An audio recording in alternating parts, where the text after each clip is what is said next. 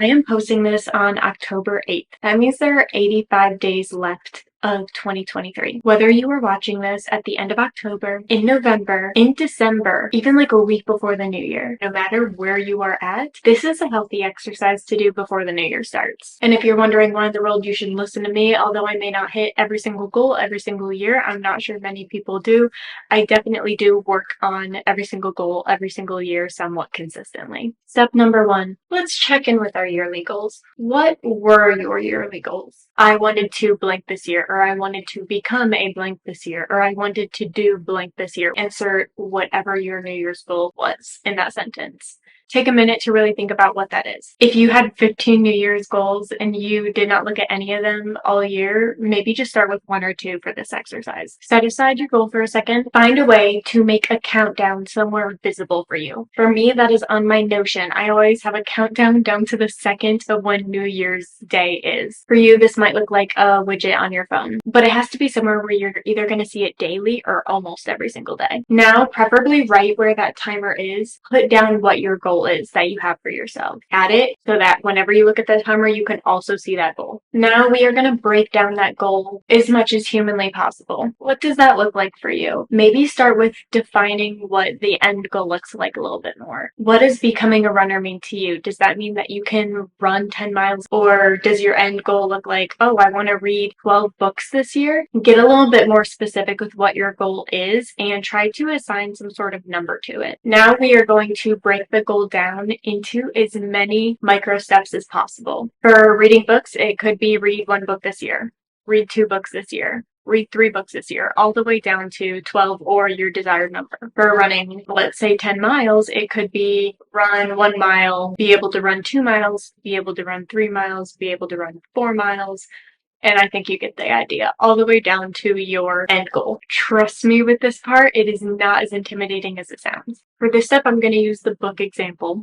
Let's say I wanted to read 12 books this year and I have 85 days left in the year. I did read 2 books already, so technically I only have 10 more books left to read my goal. So I want to read 10 more books by the end of this year to hit my final goal. So if I do 85 days left in this year, I'll divide it by 10 micro steps that I have left to reach my final goal of reading 12 books in 1 year. 85 divided by 10 is 8.5. So now this is the fun part. You have to ask yourself, can I reasonably read 1 book every 8.5 days? Whatever your final number is to that equation is how many days you will have per micro goal in your grand scheme of goals. Now, this is where you will either get a boost of confidence or you will be horrified. Either you'll think, oh, I can totally read 1 book every 8.5 days. Or maybe for you, you might have some really thick books you are wanting to read this year, or maybe you are not a reader at all and you're really struggling to find the time. This is where you need to be okay with limiting your goal. Maybe it's just going to look like, I'll just read 3 more books this year. It is okay to adapt your New Year's resolutions halfway through the year. This is going to look different for everyone. So now take the time to adapt, shorten your goals, make them simpler,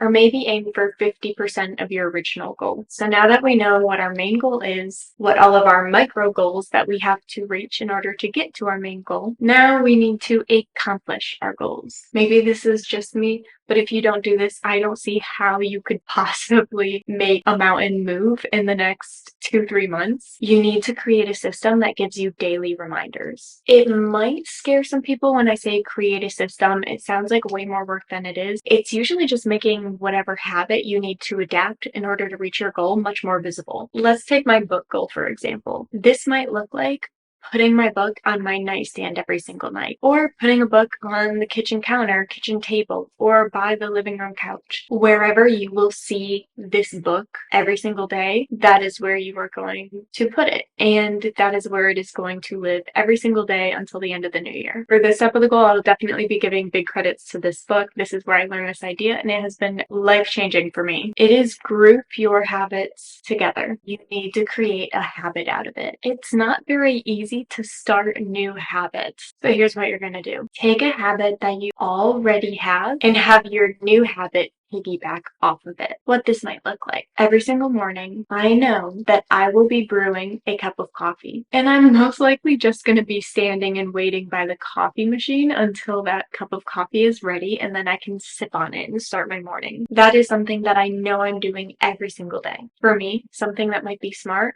is putting a book next to my coffee maker. When I turn on my coffee maker, pick up the book and start reading. When my coffee is done, pour my coffee, and then keep reading while I take a couple sips. Some mornings I'll read a lot of my book, and some mornings I'll read less, depending on what I have to do or how tired I am in the morning. But the point is that I'm picking up the book every single day, and even one page towards a reading goal is better than no page at all. Let's go back to that running goal. Maybe there is a really nice running trail that you pass every single day on your way home from work. What if after work you changed into your running clothes and drove straight there before you even went home? If you have to work every day, that's something you know that you're going to be doing, and you're always going to be driving home and driving past that trail. Take advantage of the trail being there and tell yourself, whenever I drive past this trail on my commute from work to home, I will stop and run at it. It's just an idea. And then always have a 1% is better mindset. I have to give credit to this book for this idea. This is also one of the best self-help books I've ever read, and it is absolutely life-changing. You should definitely read Atomic Habits if you can. But 1% is better than 0%. Reading one page of a book is better than reading no pages of a book at all. Wouldn't you rather get to the end of the New Year's and know that you at least accomplished 15% of your goal rather than 0%?